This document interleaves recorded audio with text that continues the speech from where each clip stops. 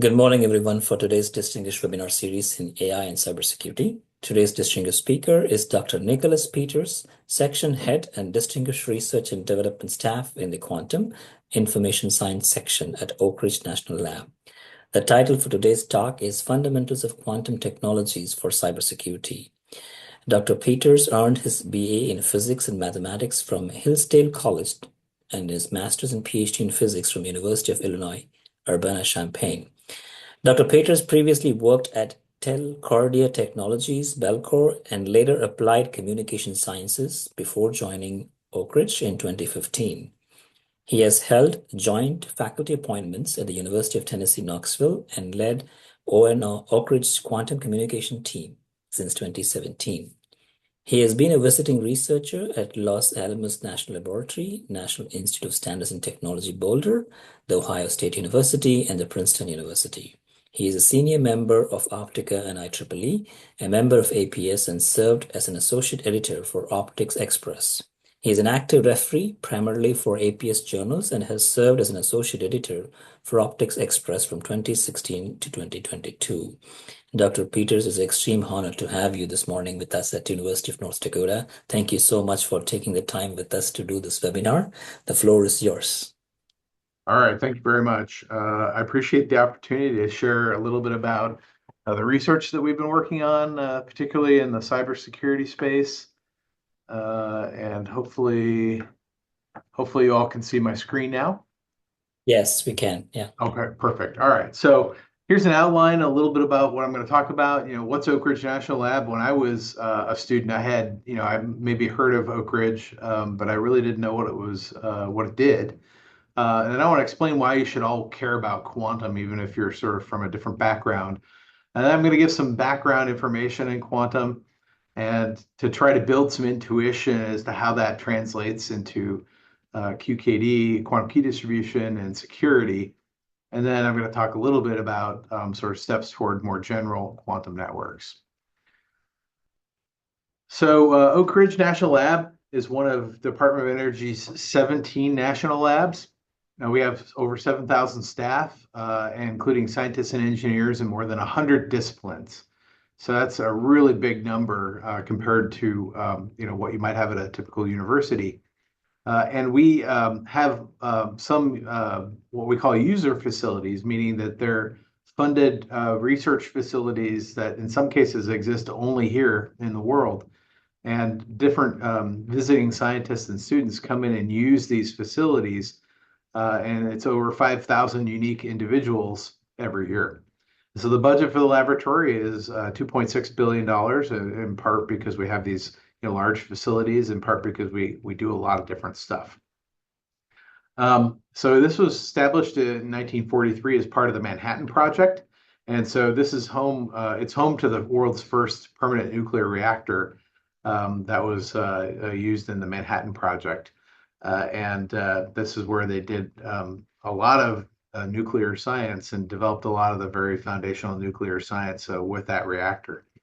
And I will say that one of the things that's interesting is the long history, dating back to that Manhattan Project in terms of innovation.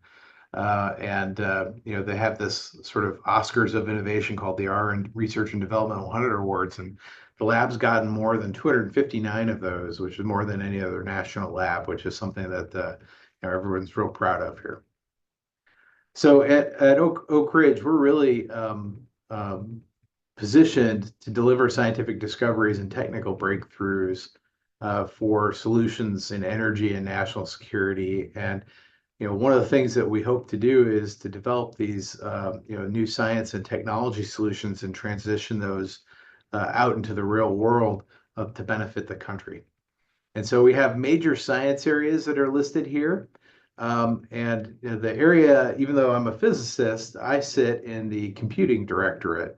And Oak Ridge is very well known for its development of the world's best supercomputers. Long history in deploying those and developing those. And part of the reason that I sit in the computing directorate is because quantum will potentially be very powerful in helping us develop new versions of compute infrastructures and hopefully also much more secure networks and computer infrastructures. So the lab does very broad things in quantum information science. So we do quantum computing, quantum materials, quantum sensing, and quantum networking. And sort of the most well-known application in the quantum networking space is this security application that is rooted in quantum key distribution, which is usually what people talk about when they're talking about quantum security. Although there are other protocols that people are developing, but that they're not necessarily quite as mature as the quantum key distribution protocols. I lead the QIS section, and when I made these slides, I think we had 36 staff and postdocs. Most of the people in the section are staff, which are potentially permanent positions, and then postdocs can come in and typically spend 2 years with us learning about science and doing some research, and we are divided into 3 research groups, which is a little different than a research group at a university. At a university, you might have one PI who's the professor, whereas in our research groups, most of them are comprised of professional staff, and so they could all be PIs, and they work on each other's projects. So it's a little different than what most people are probably used to. In particular, some of the things that we're really focused on are developing quantum algorithms and software to simulate materials and do machine learning and optimization, and also in testing quantum computers, so understand how to benchmark quantum computers and quantum devices, in addition to doing things like quantum networks and trying to understand how to optimize those. We also have a couple of ion trap quantum computers that are home built using calcium-40. We do a lot of quantum sensing work where we're using in particular a special kind of quantum light called squeeze light, which is also used in LIGO, if you've heard about that. Those are sort of broad brushstroke capabilities of what the different people are working on in the section. So first of all, I really like this graphic that was published in an Optica publication that really shows why should we care about quantum science and technology. So, if we look at the global landscape, many different countries are betting that quantum technology will be a foundational technology for things that everybody uses in the future. And because of that, many countries are investing large sums of money into developing the workforce and the technology and all of the associated supply chains that are needed to push that forward. And so this is an estimate from 2023, and this this captures at least some of the publicly announced numbers. It doesn't necessarily capture all of the private investment, but it's a good snapshot. Okay, so now to sort of hone in on the networking aspect a little bit more, one of our goals is to really develop the enabling science and technology for future continental scale quantum internet. Shown on the right here is one of the projects that I lead called the Quantum Accelerated Internet Testbed. And so this is one of 2 quantum internet testbeds that the Department of Energy has funded. And it's a large collaboration between many universities and also Los Alamos National Lab. And it's shown here on the right-hand side is this graphic that shows that we've got a hierarchy of networks. So they start out, and we have our network at Oak Ridge National Lab. They've got a network at University of Tennessee that's in Knoxville. We want to connect the 2, but that's not sufficient. We need to connect more people. So the more people that we can connect via quantum network, the more useful that our network will be. And so we're also pursuing research to do space quantum communications in addition to fiber optic based communications. Now, if you see here, hopefully you can see in free space transmission, we have a loss scaling that goes 1 over the distance squared. and that's fundamental loss from diffraction. In fiber, we have an exponential fiber loss. And so if we want to build big long distance networks, it's easier to build them over free space from a perspective of overcoming loss, which is quite challenging. So I mentioned loss is very challenging, and one of the reasons it's challenging is that we cannot deterministically amplify quantum information. We can't copy it without adding error. And so if you add error, it turns out that if you copy it, it adds enough error that it doesn't do the things that you want it to do. And so you really have to think about, well, how do I repair that information before too much of it's lost that I can't faithfully recover it, right? And so that's a big thing that people have to worry about. People are also worried about decoherence errors. So for example, if I take my quantum information and I interact with some physical system, that interaction itself could corrupt the quantum information. So we have to be able to figure out how to correct those types of errors. So for example, if I store my information in a quantum memory. And it actually turns out that, just directly transmitting quantum information in and of itself isn't going to really do what we want it to do, because there's a fundamental rate loss trade-off bound unless you have a quantum repeater. And the quantum repeater is something that could help you potentially overcome loss and errors. And so what this means is that for some amount of loss that I have on my channel, that's going to limit the throughput for the quantum communications. And we really need to develop quantum repeaters if we want to have high-speed, long-distance, useful quantum networks. And now, early commercial applications are focused on quantum cybersecurity, which it's one of the long-standing applications. But cybersecurity is something that everybody wants, but they don't necessarily want to pay for. And quantum right now is in a mode where all the hardware is extremely expensive and hard to build, right? And so we're kind of on the beginning of that curve. And so a typical QKD transmitter or receiver might cost, on the order of $100,000, which is sort of too expensive for most people to be able to use. So history of this, I think it's kind of interesting, and I'm going to tell you about it. But you may know, in 1994, Peter Shor came up with this algorithm that if you had a quantum computer, this algorithm would basically allow you to do things like factor large numbers.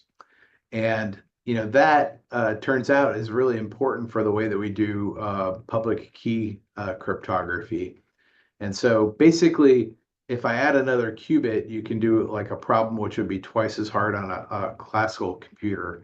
And so if I had a really great quantum computer with that algorithm running, then it basically makes our current cryptography, much of it, effectively obsolete. And so people, since then, people have been talking about, well, what could we do to fix it if we ever have a big quantum computer? And there's effectively sort of two solutions that most people talk about. One's called post-quantum cryptography, which isn't quantum at all. It just is something that's expected to be secure after a significant quantum computer is realized. So these are algorithms that are not expected to be vulnerable to the types of problems that quantum computers can easily solve. And then there's quantum cryptography, which there are a couple different things, but mostly people talk about it. They talk about quantum key distribution, which is point to point, and it has its origins back to the early 1980s, but was mostly kind of a curiosity until we had this real problem of the quantum computing threat in the mid 1990s. Now, there are other protocols that are multi-party protocols, such as quantum secret sharing and quantum digital signatures, but they're less mature, and they're interesting and worth studying, but they're kind of research topics and not commercial products yet, like the quantum key distribution systems are. Another really interesting thing is that you can take the physical randomness that you get naturally in nature, and you can do physical quantum random number generation. And this dates back to ideas from the 1960s where people are using nuclear decay to do that. But we actually have very high performance, very random sources of numbers that are used in these quantum cryptography protocols that are based on quantum mechanics. So one of the big challenges is that quantum cryptography is new, and so the types of processes and standards that people use when they standardize conventional cryptography, I mean, it doesn't really translate into a clear way to say that the quantum version is secure. And so that's a research topic that people have yet to figure out. And I already mentioned that it's very expensive because it's very hardware focused right now. But also, QKD in particular is a symmetric point-to-point key distribution system, whereas public key cryptography is not a point-to-point symmetric system. So it's not necessarily a drop-in replacement for what we currently do.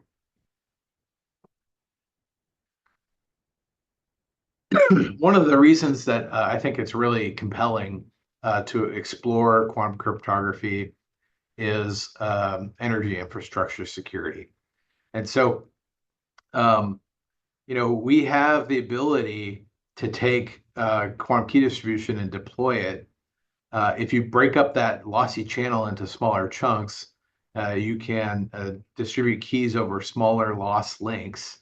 And those keys are then classical information, so you can XOR that information together and build up longer distance key distribution type networks. And there have been a number of those demonstrated in the US. And if you could take your QKD systems and put them someplace physically secure, like let's say in a substation shown here on the left, then in principle you could overcome the distance limitations. But it really only allows you to do things like quantum key distribution. It's not sort of a more general solution. And you do need to keep those locations secure. But that might make sense for energy infrastructure because it's very expensive and it's not easy to replace, right? So the parts are kind of rare, they last a long time. And depending on what it is, I mean, you might have to order it. It might take 2 years to build it to replace it. So you really want to keep these things safe, especially in the context of deploying smart grid architectures, where now your infrastructure is accessible on the internet to people maybe you don't want to have access to it. Okay, so classical and quantum information. Everybody knows about bits. In quantum information, we have qubits, which are the quantum analog. And so these can be not only a 0 and a 1, an analog to your digital 0 and 1, but you can have superpositions. So that's shown here as a 0 plus 1, and then we have to normalize it, which is why you get that root divided by root 2. So in the classical world, you can build up your digital Boolean logic by using NAND gates.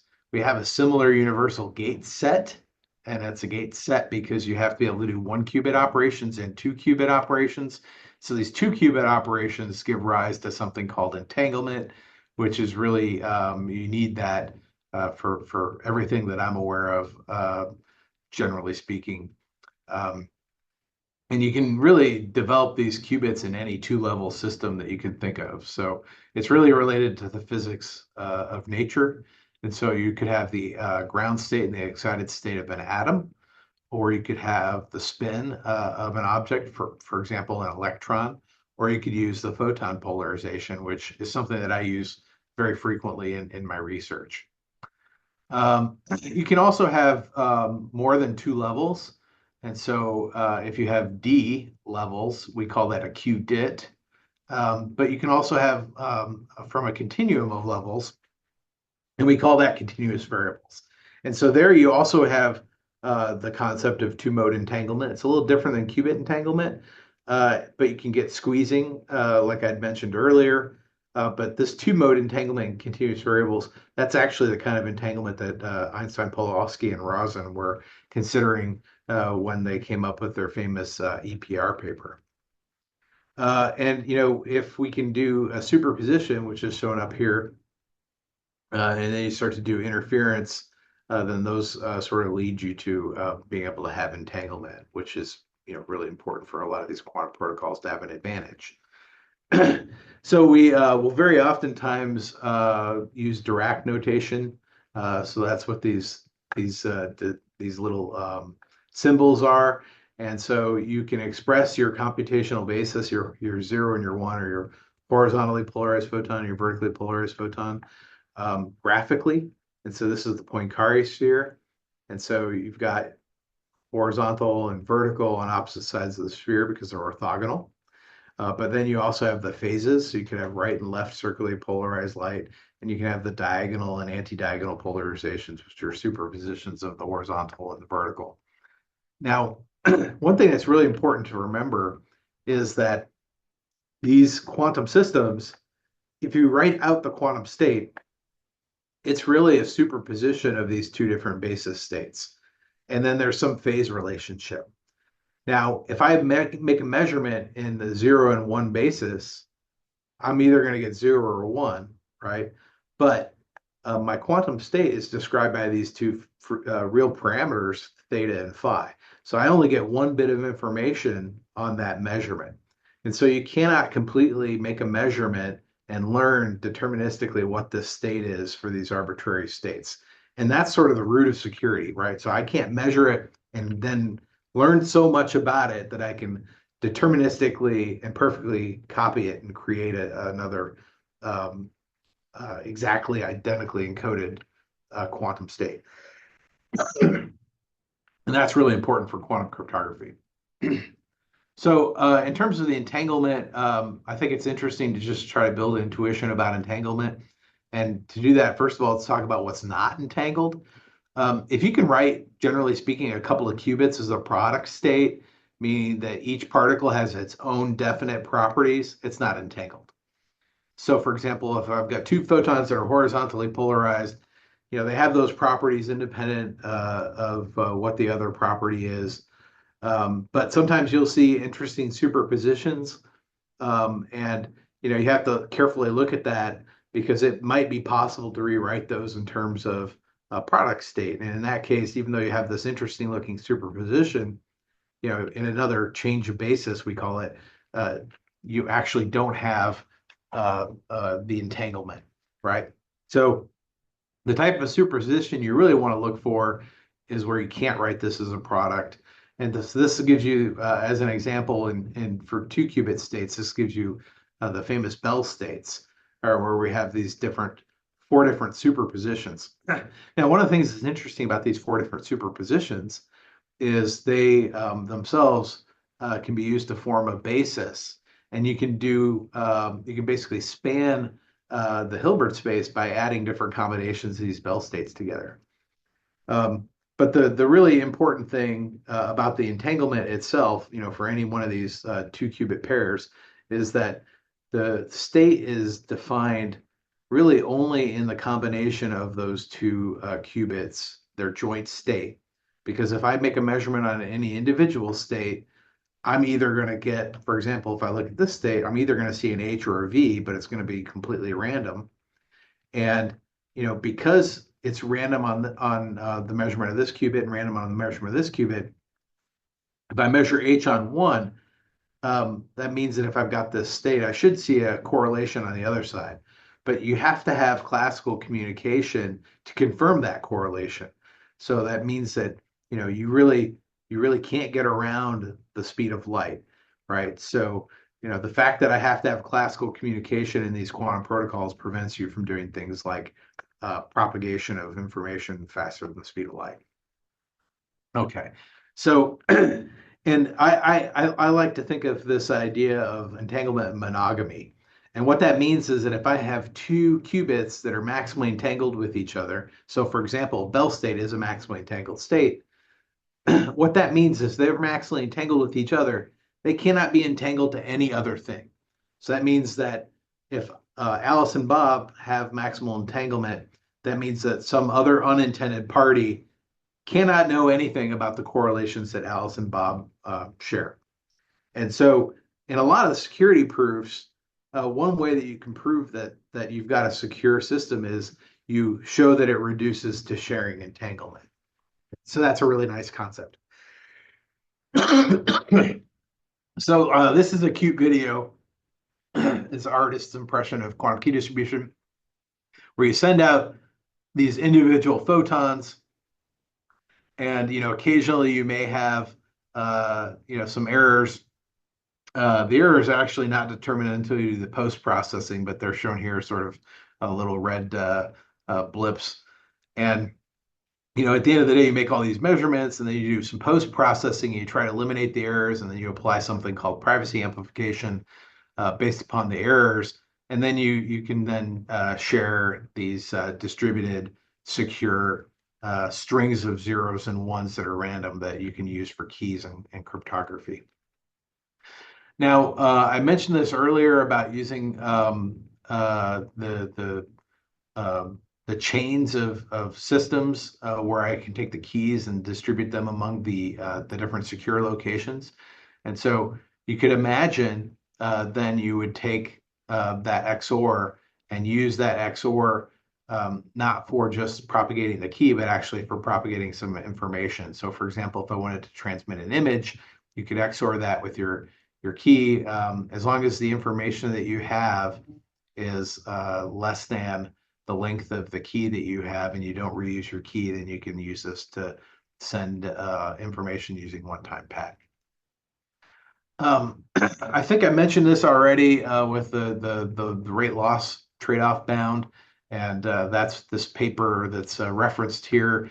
And so this, after the authors, is often called the TGW bound, which basically says that your throughput for quantum key distribution drops with the channel loss.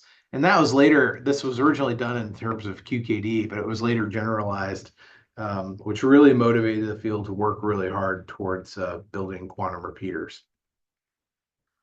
So we've done a demonstration of one of these trusted relays, and I think it was the first one that was done in energy infrastructure, and we did that in partnership with Los Alamos National Lab and this small company Qubitekk that built an entanglement-based QKD system that was between links A and B here.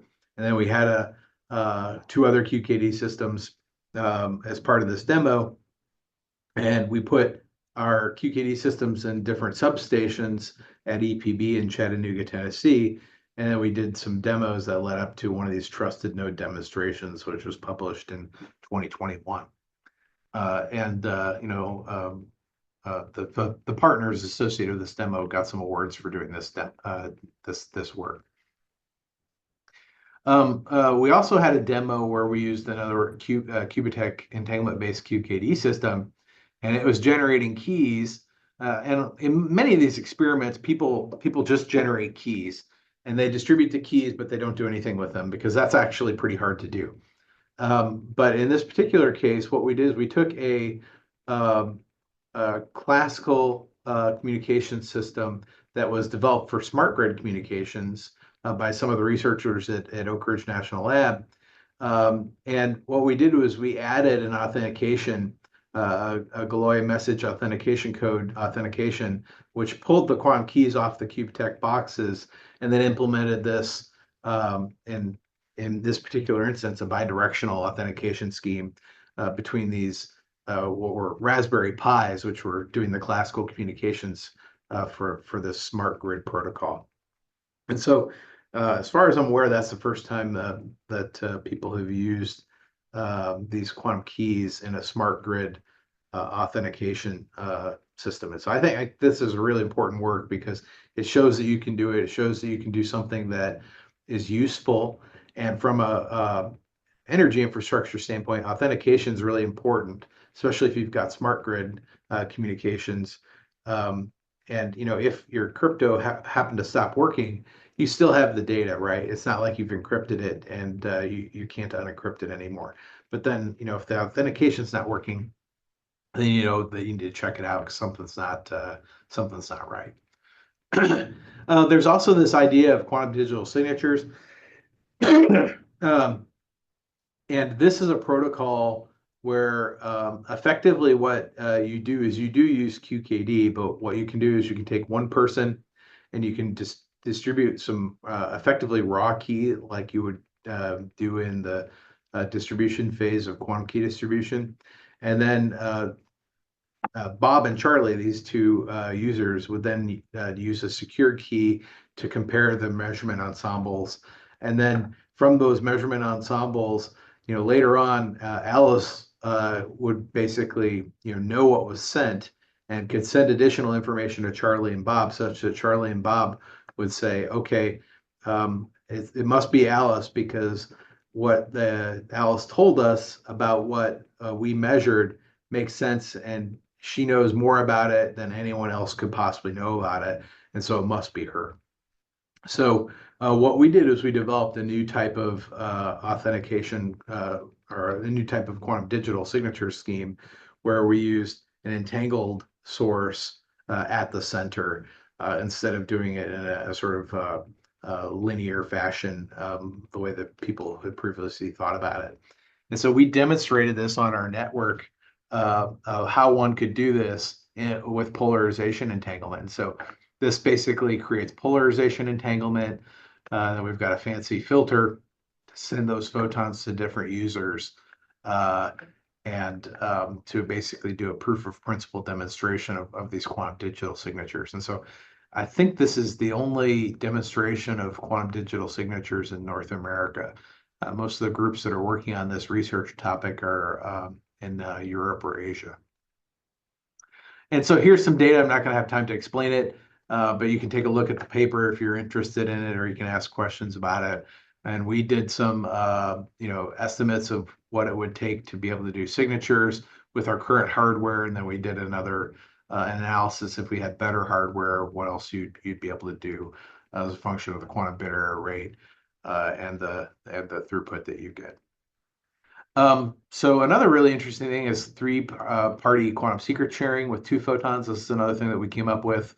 So, I remember I said loss is a really challenging thing. It's challenging not just to deal with loss, but when I add extra photons, my ability to send 3 photons through, let's say the channel loss is, or the channel transmission is T. If I add the number of photons, then the scaling of getting all those photons through goes as, the transmission to the nth power, we're sending n photons. So the more photons I add, more difficult it gets. And this is it's somewhat similar to the digital signatures in that I'm distributing entanglement, but here Sarah is actually sending different types of entangled states to the 2 users, Alice and Bob. And Alice and Bob are making their random measurement choices. And then depending on what measurement choice Alice and Bob make and whether or not they're correlated with each other and what state Sarah sent, then if all 3 people cooperate, then 2 people can share the secret. And this requires specialized entangled states, which are shown here on the right-hand side. And this is basically the truth table of choices that Alice, Bob, and Sarah can make. So Sarah sends either one of these 2 states, for example, and Alice and Bob have to pick the same basis in this particular case for these 2 entangled state choices. But if they make all these choices, then they'll all have correlations that they share. And this is an example of the data that we collected. I basically proved this out. And so these are the different kinds of entangled states you can send. And then these are the different choices shown here that Alice and Bob can make, and the fact that they get correlations if they pick the right things, and they don't see correlations if they don't pick the right things. And this is published in this paper that appeared in 2019. So that was what I just said.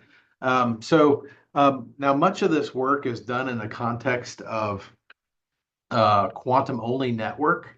And so quantum-only network, we call that a dark fiber network, which means that I've got deployed optical fiber, and it's not being used by any classical information system to share classical data.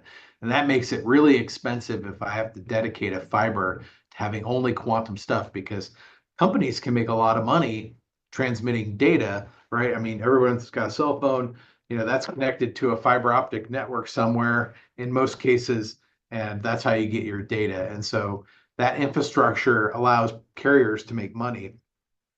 And this kind of roots back to some stuff that we did from 2006 to 2009, where we're really asking the question, what does it take to get quantum key distribution to work in real optical networks? And the idea was that, QKD is a sort of scarce resource, and we wanted to be able to share QKD across the bandwidth in an optical network and not have to create like a whole dedicated quantum system. And so we did some of the first experiments putting quantum channels multiplexed closely in wavelength to the classical channels and measured the impairments that you would get. And so, we basically came to the conclusion that it was very challenging experimentally because you get this type of scattering called Raman scattering, which is really broadband from classical channels. And that goes directly into your photon counter to measure your quantum signal and causes the signal to noise ratio to degrade. And ultimately, it drops your ability to do quantum. And so, the primary solution that people identified was basically to turn your classical power down because then you get less scattering. But that's not entirely satisfactory. And so, not long after we did this, a group up at the University of Toronto came up with this idea that we should use instead these continuous variables because they use a different type of detection than these sort of qubit-based protocols. And those continuous variables, they use something called homodide detection. And what that allows you to do is it uses a local oscillator, which is a laser that's really narrow band and stable. And that allows you to basically filter out only the very narrow bandwidth of the quantum signal that you want, which turns out works much better than just using a direct filter like a Fabry-Perot filter. Because of that, we've been working on utilizing these continuous variable systems. And so shown here is sort of the research grade continuous variable homodide detector. And more recently, you can go and buy for about, $10,000-ish, one of these state-of-the-art homodide detectors, which are about this big.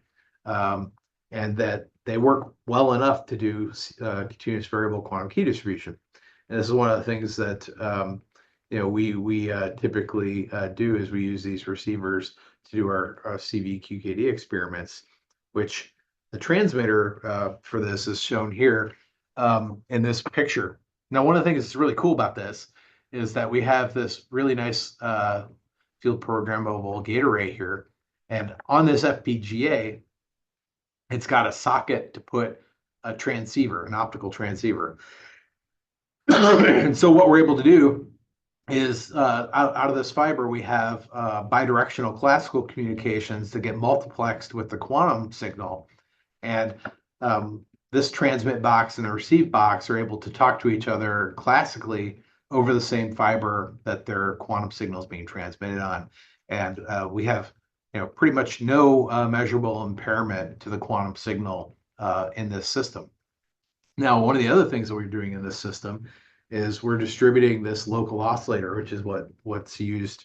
I should say what we're doing is we have a local oscillator, and we're distributing a phase reference instead of sending that local oscillator over the fiber. And that has some security improvements. And we published this just in 2024. This took a long time to do.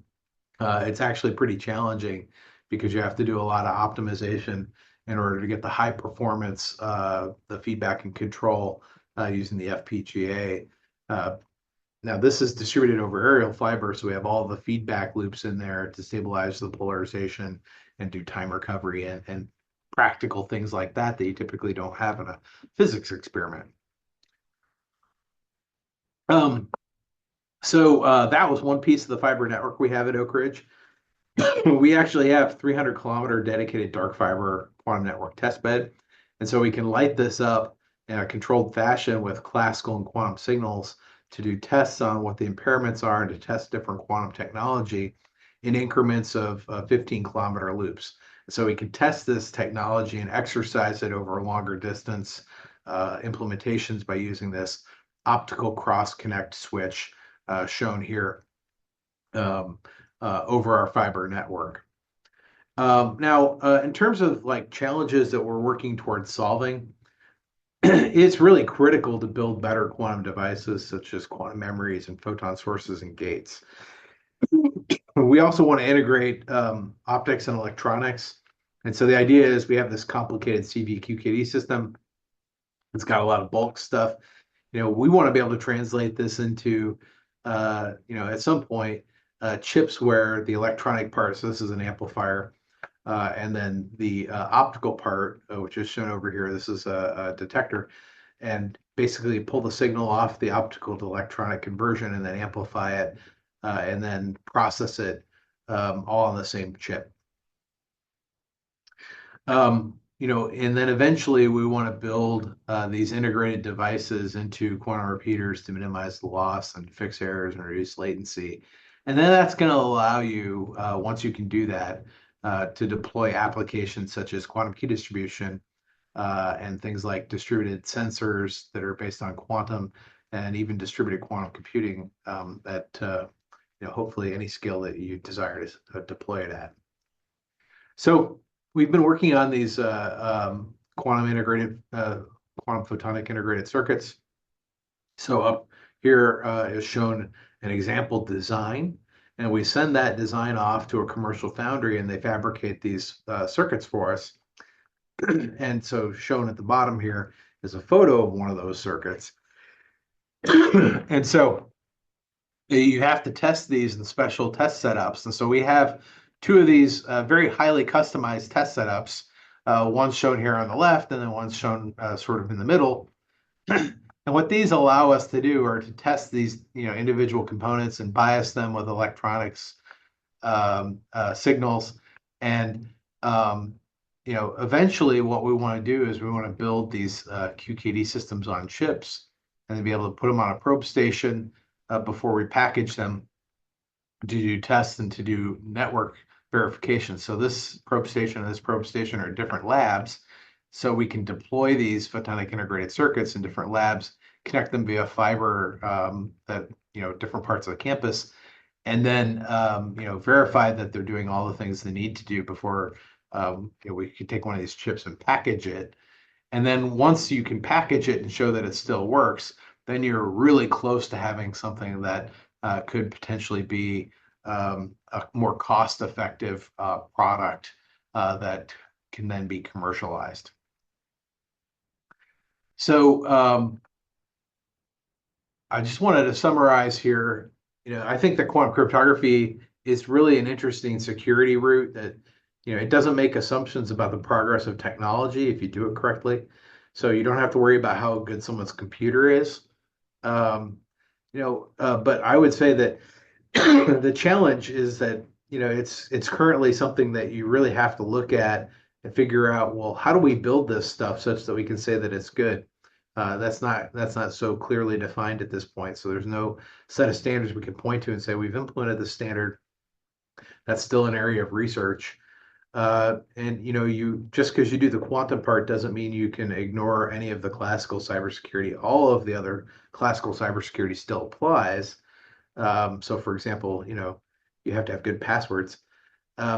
But also there's this idea that you can share the infrastructure with conventional communications, which is good because it's going to make the cost of deployment a lot simpler. And we're driving toward a future where you're using these chips and the CV-QKD in particular, you could run that in a time multiplex fashion and encode your data in amplitude and phase at high photon numbers and send the classical data, but then crank the power down and also do quantum key distribution at the single photon level with the same hardware if you can build it to be quantum grade.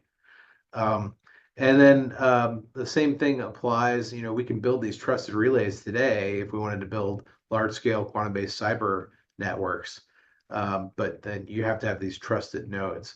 One of the things that's kind of interesting about building a trusted node network is that as we're developing things like quantum repeaters, at some point, if we built a trusted node, when we do develop quantum repeaters, we can take those quantum repeaters and put them in the same spot as our QKD trusted node. And so that would allow you to operate the network with QKD applications till you deploy quantum repeaters.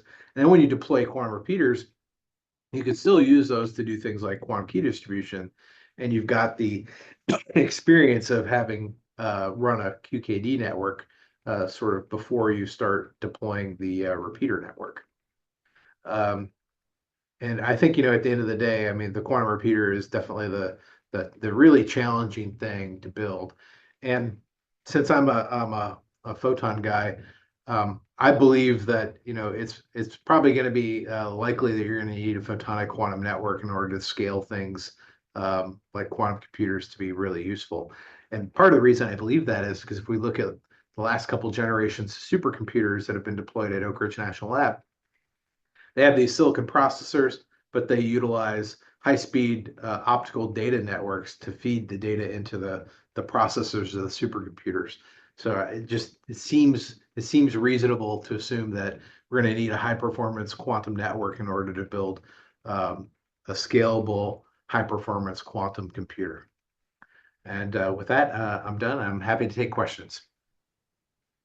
Fascinating. Thank you for Nick for your presentation. I appreciate it. I think I know we leave up to the Q&A to make sure folks can drop down their questions on the chat. If you wish to directly ask the speaker, then let me know. I'll give you a few seconds for you to put your chat. Maybe I can start with this first question. You talked about the use case of relays in a substation, right? And could you talk a little bit more about, in terms of trusted node networks in a substation setting? We have these cell relays. I was wondering to see, I quite couldn't catch what's the in a use case clearly for deployment of quantum in relay communication. Is it relay communication or uh, could you clarify some more details on the quantum relay use case? Yeah, so what I was thinking of specifically was command and control of grid communications. So it really depends on what your customer wants, but because that's going to be the driver, right? But traditional electrical infrastructure, it's very centralized. And if you look at the way that power flows from where its source, right? It looks a lot like a quantum key distribution network. It's a very point-to-point type network, and you go to a substation, then you drop the voltage down, and sort of serve like a local area. But it looks like a point-to-point network. All along those rights of access for those utility things like wires, you can easily deploy things like fibers so you can send your quantum signals. And so, that first concept of operations where I first expected to be deployed is in these sort of legacy type infrastructures where they're really designed to have a centralized control of the entire electrical grid, or at least that part of it. When we start looking at the sort of more advanced scenarios where you're relying more on distributed communications between nearest neighbors in order to make decisions sort of autonomously, then you really need to have a scenario where you have to have authentication of your nearest neighbors in order to make good decisions, right? So that's why I think that the authentication thing is kind of interesting because you have to trust your data, and if it's on a computer network, you want to make sure that it's actually coming from who you think it's coming from, right? Otherwise, somebody could trick you into doing something that's more harmful than helpful. Oh. Um, what about this? You talked about this nice figure on quantum PIC. How is the fabrication is cost a lot of money, the third party that you send these ports, Yeah, is it? yeah. I mean, it is expensive. It's much less expensive than buying $100,000 worth of parts and assembling them by hand, right? With a very skilled Ph.D. Um, so, like, it depends on the foundry you go to, and it also depends on what you ask for. And so, if you're asking for, and one of the reasons why I showed that one picture where we've got the wire bonds between the photonic part and the electronic part, is because, when you don't have either of those figured out, what you do, first of all, is simplify things, do the photonic part, test it, make sure that it works. You do the electronic part independently, you test it, make sure that it works. Then you can combine them together with wire bonds and test it. Because if you try to do everything all at once, you have to pay a lot more money, right? And typically what people do, is they have these pricing models that are, I've got a minimum number of chips that you have to buy in order to do something. Um, and they have to be a certain size, right? So that sets the minimum cost. And then, depending on what you want done to those chips, that's going to increase the cost. So if I want to have electronics and I want to have optics on the same thing, that's going to be more expensive. But eventually, if you've got all the research figured out and you can just print these things, then that basically allows you to manufacture them, and then you package them, and then you can sell them, potentially for, much cheaper than it costs to build one of those big boxes. Maybe even much cheaper, probably more cheaply than any one of the components in one of the big boxes that I showed that were sort of hand building. Oh, we have Dr. Ayrton has a question. Yes, I have a question. Thank you, Nick. It's a nice presentation. Actually, I missed the first 20 minutes of your presentation, but there is one thing I am really wondering because I talked to one of the physics faculty, and so he told me that theoretically it's of course possible to generate a single photon, but in practice it's very challenging and it's not easy. So as I said, I missed the first part of your presentation, but what do you think about this? So you generate a single photon from a laser. So how you do this? How feasible is that? Yeah, so there's a lot of caveats in there, right? Okay, so in terms of single photon generation, if I want to create just a single pure photon and I want to do it deterministically, that's very difficult to do. Okay. So what we do is we tend to do two different things. And one thing that we do is we attenuate a laser, and that gives you what we call a coherent state, which isn't a true single photon. It approximates a single photon. And in the context of quantum key distribution, that's okay because people basically invented something called the decoy state protocol, which I didn't talk about. And what the decoy state protocol does is basically uses different average photon numbers to test the channel for what we call a photon number splitting attack. And that allows you to use coherent states securely to do things like quantum key distribution. The other thing that we do is, and I didn't talk about how we generate entanglement so much, but we do a lot of nonlinear optics, and that creates entanglement sort of weakly, like on the order of a percent to a few percent in any given sort of opportunity to generate entanglement.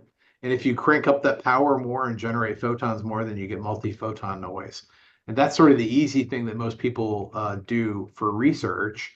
But what we really want to do, and we're collaborating with Los Alamos to do this, we're trying to develop single emitters of photons at a high probability. And the reason why we want to do that is because we can use something called linear optical quantum computing approaches, and we can do gates to do entanglement. If you just use two photons, it's not deterministic. But if you have lots of extra ancilla photons that are true single photons that are coming out with near probability of one, then you can use these extra photons to basically boost up the probability of success of these non-deterministic operations. And that's going to help you solve this issue that I mentioned earlier, which is related to error correction. Okay. Thank you. My other question is, okay, since this is the encryption, it's a secure communication, and then there are the attempts to crack or jam this the quantum encryption, right? So have you the analyze and explore these attempts to crack this quantum encryption and how possible to crack or jam into it? So do you work on so they have for a long time we had Bing Chi on our staff, and so Bing, he may be the person, at least he was certainly one of the earliest people that came up with this idea of quantum hacking, right? And so, Mhm. certainly, you have to know what to do, right? And if anything is really immature, it's really easy to do something wrong, right? So you have to do it right, first of all. It's kind of one of those things where you know, um, it's not something that we would go out of our way to do, right? Because we're trying to do the thing correctly in the first place, right? But if you've got a technology that's really immature, you don't have best practices established when you very, first start. And as people develop better proofs and a better understanding of what they need to do on the hardware, the systems that people are generating today are much better than the systems that were generated, let's say, 20 years ago. So it's really important to do that. But, one of the key gaps that people have is that when you do a theory and then when you build an experiment, the assumptions that an experimentalist and a theorist make are different, right? And so, we have to close that gap. And that's related to one of the, like you probably weren't on when I mentioned this, but that's related to my earlier comment, which is, it's an area of research and we don't have a clear path or a clear technique or a clear rubric where we can say, if I've done X, Y, and Z, I'm good. And what makes developing that X, Y, and Z difficult is that it's a different trust anchor in the quantum space than it is in sort of the traditional classical cryptography space. And so, if I know how to do everything with my classical algorithms, unfortunately, that doesn't really translate into figuring out how to do it with a quantum trust anchor like this. Okay, thank you. So would you share your slides with us? I can. They're like about 100 megabytes, so I will need like some sort of file transfer. I don't think the email will go Okay, through. we'll send you some OneDrive link and maybe you can post it there. I think, thank you, Dr. Ayrton, for Thank your you. question. Thank you. Mhm. I appreciate it. I think in the interest of time, maybe we'll just conclude with one final question. You mentioned about this quantum repeaters. Do we really know, what would be an optimal distance to place them? If so, we talked about, and I'm not sure in an experimental setting, what are you seeing in terms of loss? And do we really have an idea about this repeaters, and that when and where and how much distance they need to be placed? Yeah, so that's a great question. And I will say that I have a long-winded answer, which I don't have time to give, but I've been thinking about quantum repeaters for a long time. And so I actually came to Oak Ridge National Lab because, this TGW paper came out right around the time that I came to Oak Ridge National Lab, and that was really the thing that sort of pushed me to come to a national lab because I knew this was a big scientific challenge that was really important that we had to look at. And so I came to the lab, and they brought me in as a strategic hire, and my strategic hire project was really to understand the different quantum repeater approaches out there and understand how they scale. So, with that background in mind, there are sort of I call your grandpa's quantum repeaters, right? So those are the things where you distribute entanglement, and you maybe stick your photons in a quantum memory, and then you save them, but they decohere in that quantum memory, and then at some point you use that entanglement to do teleportation. Those are sort of the very first early concepts of quantum repeaters. More recently, they have these concepts where I'm going to take my multiple photons, let's say at different colors, and then encode my information spread across those photons. And I'm going to send that in a quantum error correction code and send it down the link. And then I'm going to do quantum error correction on that at a quantum repeater node. Now, this is still an active area of research, but depending on exactly how you encode it, it makes a big difference. So if I send all my information encoded on multiple photons and I lose half my photons, well, I've lost half my information. And at that point, you really can't recover all of the information that you sent, right? And so for that type of system, with what people currently understand, you have to have less than 3 dB of loss. And that's from the photon, really from the point of encoding to the time that you've done the decoding. Now, these other things where we transmit photons across the link and store them in memory, and then apply protocols to make up for the fact that the memory decoheres, those can tolerate more loss because they're what we call post-selected. And so you basically send many, many photons and you wait until I've got one that's good, and then you can use that to do teleportation. But that's also not necessarily deterministic, and it's not fault tolerant necessarily.